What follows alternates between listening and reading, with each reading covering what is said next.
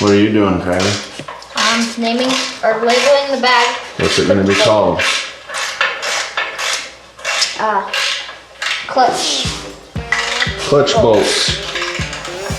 I'm Kyler Grover. I'm Hayden Grover. And I'm Dad Grover. And this is day number 4 of the father-son's truck build. Our goal for today is to get this engine on this engine stand, and then we're going to take it outside and get rid of some of this grease. And then we're going to bring it back inside and then see what's inside of the engine.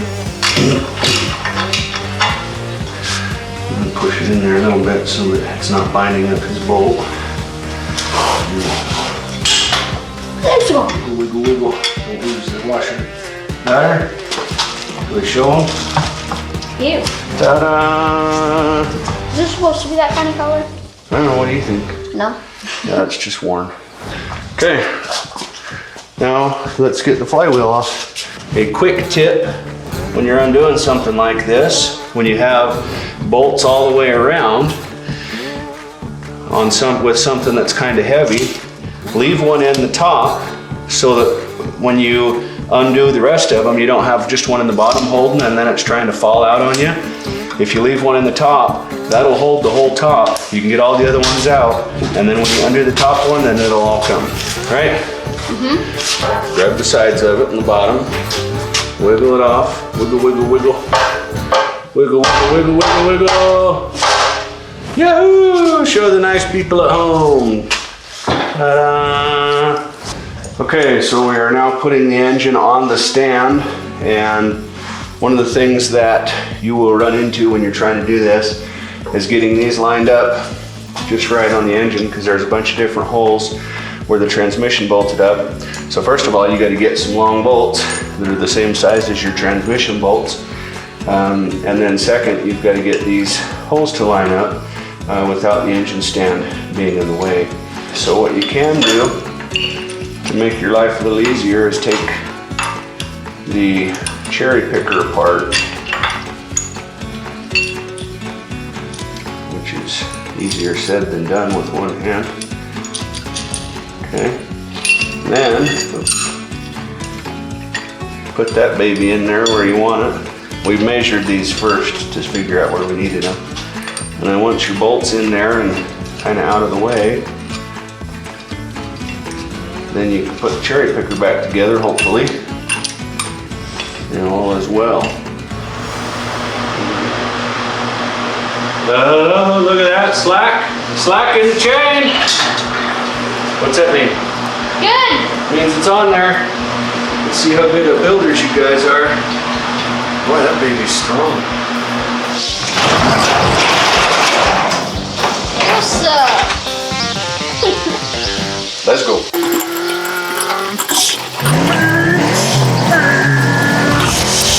Okay, we got her outside.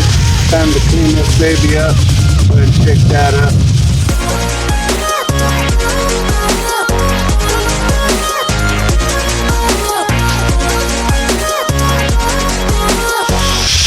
I think that's probably good.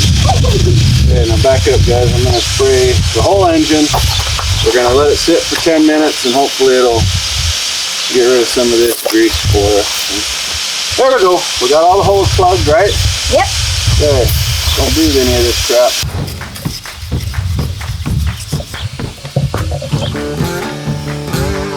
Dad.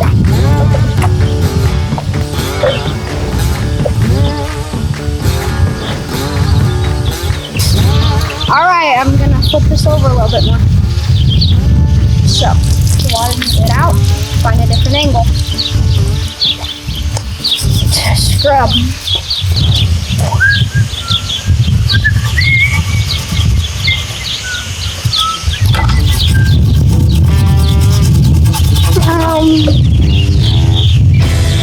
Actually, that looks pretty good, I guess. Yeah, the engine is clean!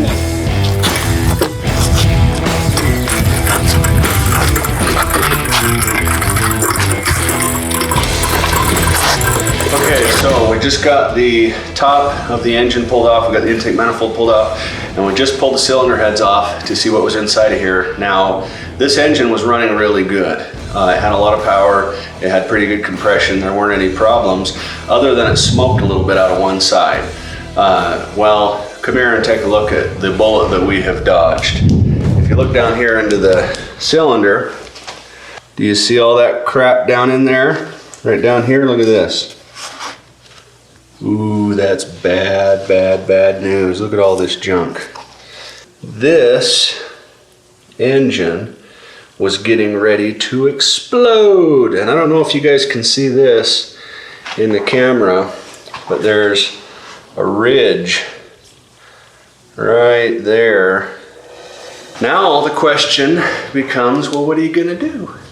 Well, we went from, we were going to just do a basic freshen up of this engine to now we are going to take it to Thunder Racing Engines, where they build awesome stuff like this. This is their specialty.